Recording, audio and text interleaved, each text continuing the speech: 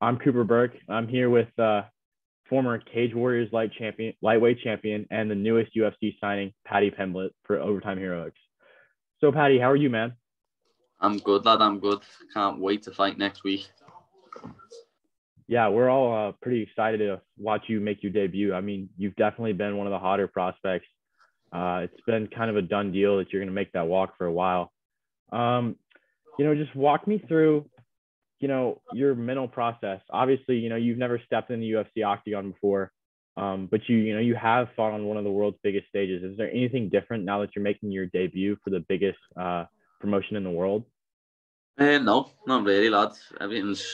I've fought in the Echo Arena, lad, where, as you know, Darren Stills fought, and I've filled that out myself on the back of my own name, lad, with Cage Warriors attached to it, without the UFC attached to it. So, this is going to be nothing for me, lad. Walking out in the Apex, lad, with 200 people there. This is easy. Well, that's certainly that's a mindset that's gotten you pretty far in life. You've had your two straight wins against Decky Dalton and David Martinez after your loss in your last bout. Talk to me a little bit about how was that any different? Did that loss humble you at all, or was it changing in any way? Well, I went into that fight with a broken hand, lad, so that made a big part in that. Like, went into that fight 3 months post surgery when I shouldn't have fought, but I fought like an idiot, didn't listen to anyone around me. And then I broke my hand again in the second round, lad. So one of them things, I've matured over it, I've learned from it. Another thing is, I was a very small lightweight then. I'd literally just moved up to lightweight, and I didn't cut any weight at all. I was still a child. I was still a child fighting men, lad. Still a boy fighting men, and now it's a completely different story, lad. I'm a true lightweight now. I actually lose a bit of weight to make lightweight, where then I was just getting on the scales as a lightweight, lad. I was just dieting down to it, where now I am built for this weight, where back then I wasn't. That's for sure. You definitely look different in your last two fights. You sure impressed. Now, you did know you were going to get that call from the UFC pretty soon. Tell me a little bit about your reaction, when your manager called you up and said, hey, you're going to be in the UFC now. Well, he's got the FaceTime videoed. My face was just like this. Where some people start crying and start getting all emotional, lad. I knew it was coming, lad. I knew what was happening. I've always said it. It's not a question of if the UFC will sign me, it's a question of when. And after I demolished David Martinez like I did, I knew the call was going to come. And then it come pretty quick. I beat him on Saturday night, and then by Monday I had the call. So I've always knew the UFC want to sign me. I'm going to be the latest cash cow, lad, the new main man. And I'm going to be loved by the masses. So it's a no-brainer for the UFC to sign me, lad. I've got the looks, I've got the personality, I've got the skills. So yeah, that's for sure. I don't want to make any comparisons to Conor McGregor, but you definitely followed a similar path. A different thing is, though, you're quite the grappler. I noticed you have your Brazilian Jiu-Jitsu black belt.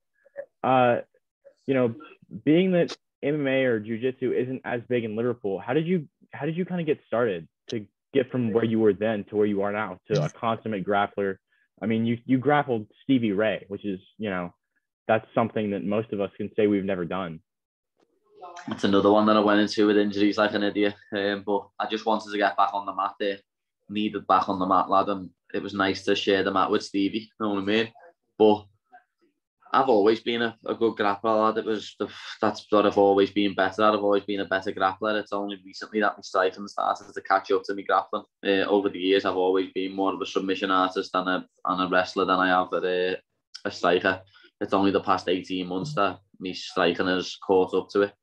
And I can't wait to show everyone that the weekend, because a lot of people think I'm just a grappler, but everyone's going to see. Yeah, I think we're all excited to see what you can do on the feet, because we certainly know that you've got skills on the mat. There's a lot of prospects, that come in, they're one-sided, but I think you're different in terms of the fact that you've got the mindset to kind of switch it up. A lot of guys, have that grappling or have that striking, and they lean on it. But I think I think we're all really looking forward to seeing what you can do on the feet. You know, you're obviously you're fighting next week against Luigi Vanderami, I think.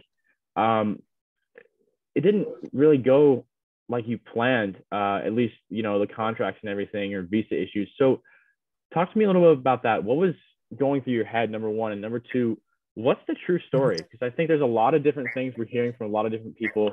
We heard some things from Marcel Dorf. Yeah, he talks shit. Tell me your side of the story, man. He talks shit, lad. I was never out of this fight at any point, lad. So there's not even a point in talking about it, lad. He talks shit. He makes things up. That's simple. I think his manager got spoken to and got said, would you take a replacement if Paddy can't make it? And for some reason, the managers turned around to that Marcel and said, Paddy's out the fight, when I wasn't. Never out the fight. He said that we officially got offered a new opponent. What, did you get another contract? Was there another contract with someone else's name on that you signed? Because I highly doubt it. Because I was never out of this fight. And I'm going to make him pay for it for talking shit. I'm going to absolutely batter him. And it's going to be our last. I'm going to point at his manager after a win and say, that's your fault. Wow. I'm going to get him cut from the UFC. It's going to be fucking sly, lad. He's going to go 1-3 and he's going to get cut, and I feel for him. And it's his manager's fault for talking shit. Yeah, this is definitely the fight business. There's a lot of crap, if you will, that gets thrown around. How did that affect you? I mean, obviously, that's not the case. So how did you separate the crap? It's just annoying, lad. It's very annoying because the worst thing about it, that Marcel didn't even delete his original tweet. So for days, I kept getting asked if I'm out to fight when I was never out to fight. I tweeted back to it saying, I'm not out this fight. And everyone was calling me a pull-out merchant and saying this and that about me when I was never out to fight. So, my reputation was getting tarnished and people were defending this fat journalist, lad. It's fucking ridiculous. I'm the one that gets in the cage and puts it all out there. He sits behind his phone on Twitter and tweets stuff, lad. Know what I mean? You're meant to be in this for the fighters, not for idiot journalists who talk shit. Yeah, I think you do have a contentious relationship with the media, but I think Marcel definitely made a mistake, and I think he made a mistake and then wouldn't even say sorry and delete the tweet, lad. It was the most backhanded sorry I've ever heard in my life. He can get to fuck, lad. Yeah, I don't necessarily have any horse in the race there, but I will say Marcel made a mistake, and I think that I think he'll grow from that. Do you have any goals for your UFC run? Obviously, you're a very ambitious person. A lot of people, see you going far, but I want to hear from you personally what you think your UFC career is going to culminate in. Do you have any goals? I want to be a UFC champion, of course, goes without saying. If you're in this sport and you don't want to be the best in the world, you're in the wrong sport. If you don't want to be a world champion, you're in the wrong sport. It's not like football or tennis, you know what I mean, where you can say, oh, he beat me. No, I'll beat anyone. Put anyone in front of me and I'll beat them. I'm not going to shy away. I'll beat anyone. Simple as. Yeah, that'll carry you far, I think. A lot of fighters say that, but, looking back, I think you really has been able to walk the walk, per se. What was the deal? This might be a little bit contentious. So can you clarify your comments about Khabib? I didn't really understand, what he was saying. I heard him say something about ring girls, but is there any ill will between you, or is this just a kind of misunderstanding? I respect Khabib, you know what I mean? Khabib's the 155 GOAT, lad. I respect him. I respect him immensely. He's done very well in the sport, but the way he's going on lately, he sounds like a little girl the way he's moaning about things. And I said that before he said the ring girl thing. I said it before then. You know what I mean? I said it when he went on Mike Tyson's podcast called Hot Boxing with Mike Tyson and complained about him being stoned. It makes no sense. Yeah, that whole thing doesn't make sense to me either. But I do respect the fact that you look at him with respect. There's a lot of guys that have bad blood, and I think it's kind of refreshing to see people treat each other with respect. I will Of say, course, I respect him, lad. I respect him immensely. He's done a lot. He's done a lot for the sport, just like Conor has. Like, I respect Conor, but if someone asks me a question about someone, I'm not going to go, oh, I politely decline to answer that question. No, I'm not a little bitch, lad. I tell her how it is. Simple as. You know what I mean? I don't give a fuck if fanboys start chatting shit to me. I'll tell her how it is. That's simple. Yeah, that's definitely a mindset a lot of fighters have. But, you know, I think you're different in the aspect that that's your personality. You know, there's a lot of guys that, oh, I'll tell it like it is. But you do tell it like it is. How do you think you're different from other fighters? Obviously, you know, your career path is a little bit different in the fact that, you know, you've grappled with some of the best and you've made your run at Cage Warriors. How do you differentiate yourself from other prospects? I've done it all before I've got to the UFC. You know what I mean? I've fought in stadiums. I've fought for 5 world titles. I've done 5-5s multiple times. I've been there and done it, lad. And then now I'm coming to the UFC. I've been there and done it when I was a kid. You know what I mean? All them world title fights I had, I was a child. Now I'm a man. And I won a world title while I was out partying every weekend and not focusing on my diet. And I wasn't an athlete. I was just a fighter. You know what I mean? That's all I was, a fighter. Now I'm an athlete. Now, like back then, I never even had an S&C program. Now I'm a real athlete, and people are going to see that next Saturday night when I put Venza Media weighing around. Yeah, I think that's definitely a step most prospects have to realize, and I think, you know, the transition between fighter, as you say, to athlete, you know, where you're all in. You're not just some, you know, party boy from Liverpool here for yucks. I think, you know, all your chips are down. I think that'll take you far. Is there anything, you know, you think you need to work on personally in terms of your training? Anything you think you can change to really take that next step from fighter to athlete in terms of, you know, whatever particular aspect of your game? No, I've already done that. That's what I'm saying. I'm an athlete now. I'm not just a fighter. I've already done that, lad. I've took that step, and I'm now an athlete, not just a fighter. Yeah. So how do you? I hate to kind of look ahead, but how do you see your fight playing out? Do you have anything in particular? You know, any game plan, any strategy? Obviously, I don't want you to, you know, reveal kind of what your plan is.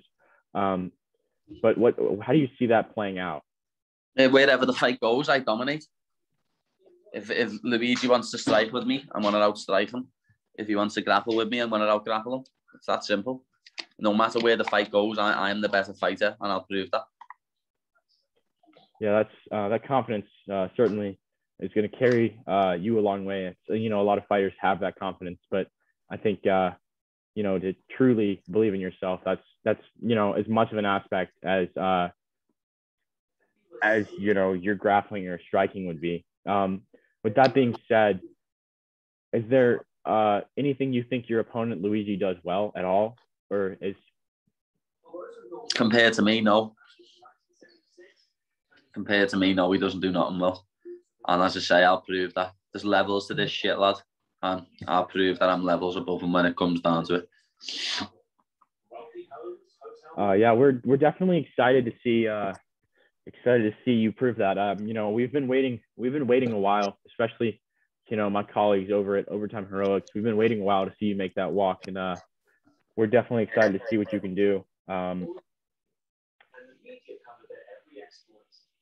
Are there any, you know, dream fights for you? I mean, it's kind of a stupid question. I'm not necessarily asking you to call out anybody prematurely, but just say, you know, anybody in the lightweight division. If they were to say, I want to fight with Paddy, would there be any guys that you would just drop everything and accept it?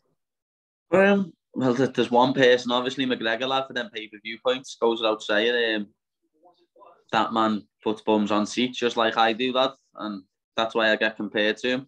But whoever wants to call me out, lad, I know for a fact a lot of people are going to start calling me out after this fight because I'm going to be the new cash cow of the company, lad. and it's that simple. I'm going to be the new face of the UFC after I win my debut, and I can't wait for it.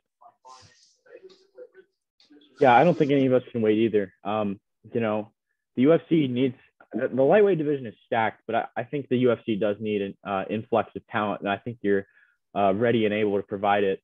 You know, talk to me a little bit about after your camp. You know, what do you do for fun? You know, when you're winding down, because you know you're obviously an athlete. This is business. This is your thing. But how do you relax and how do you just enjoy yourself? I eat lots and lots of food. That's what I love to do. That I love to eat food. I like to go on holidays in the sun with me fiance. After this one, I'm going to land home from Vegas on the Monday. I'm going for my favourite meal at night, Luban in Liverpool, the best food you're getting in the city. And then the next morning, Tuesday morning, I'm driving to Cornwall with my missus and the dog. And we're going to have a nice week away. Yeah, that sounds something a lot of fun. So, you know, not to get off topic, but what is your favorite food? So what do you eat? Lad, I've got that many different favourite foods, lad, that it's like, I love Chinese food, I love Italian food, I love burgers. Like salt and pepper chicken's up there for me. That's like a sort of Chinese meal. Love steak. There's plaid, all sorts. Like literally all sorts. Dessert. I'm a big dessert man. I love desserts, cookie pies, unbelievable. I think that's pretty funny. A lot of fighters, you know, are you know, afraid to talk about like, you know, what they like to eat. But I think you're different. You know, you're sitting talking about like just desserts. I've never really met a fighter with a sweet tooth. So that's. I told you, lad. I just tell her how it is. I don't shy away from anything, lad. People ask me questions, lad. I tell the truth. That's the thing with me, lad. I'm real. It's that simple. That's why I hate people like Colby Covington, because he's fake as fuck, and I'm as real as they come, lad. I wear my heart on my sleeve. That's what us Scousers do. I'm not fake, lad, and I never will be. That's why I always say, ask me a question and I'll answer it truthfully. It's that simple.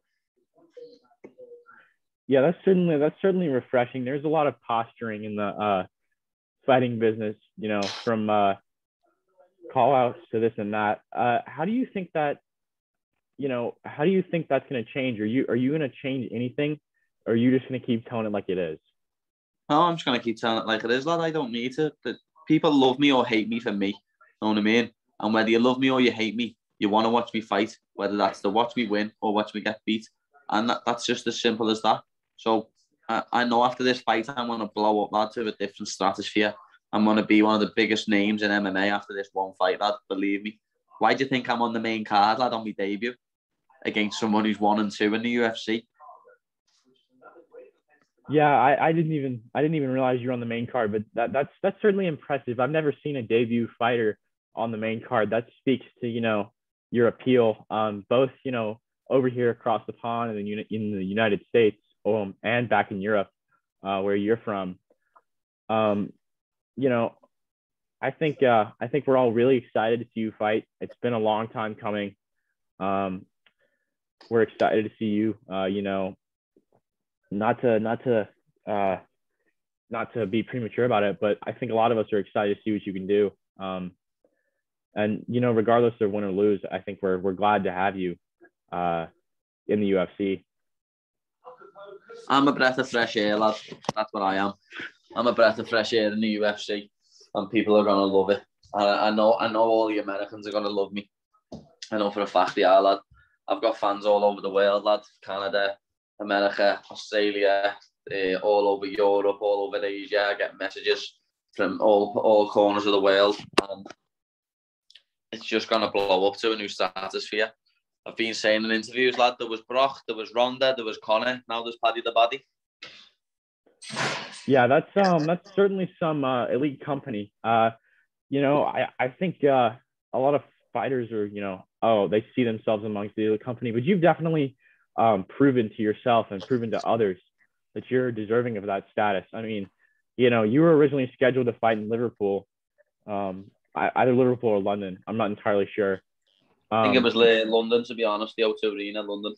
Yep, the O2. Yeah, you were scheduled to fight there, and everyone I talked to was buzzing for that fight. You know, we were all expecting you to bring a big crowd and sell the seats, just like you like to say. But now it's at the Apex. It's a little bit different. Does having the smaller crowd, does that do anything for you at all? No, it doesn't make a difference, lad. I'm in there to do a job and I'm going to do it. I'm in there to get a first round finish and that's what I'm going to do. Take my 50 grand check home, my bonus, and that's it, lad. That's what I come to do, lad. And that's what I'm going to do. I'm coming to take that bonus home. That's, as Luke Rockhold likes to say, conceive, believe, achieve. That didn't go quite well for him, but I think this is different because you do have your plan set in motion.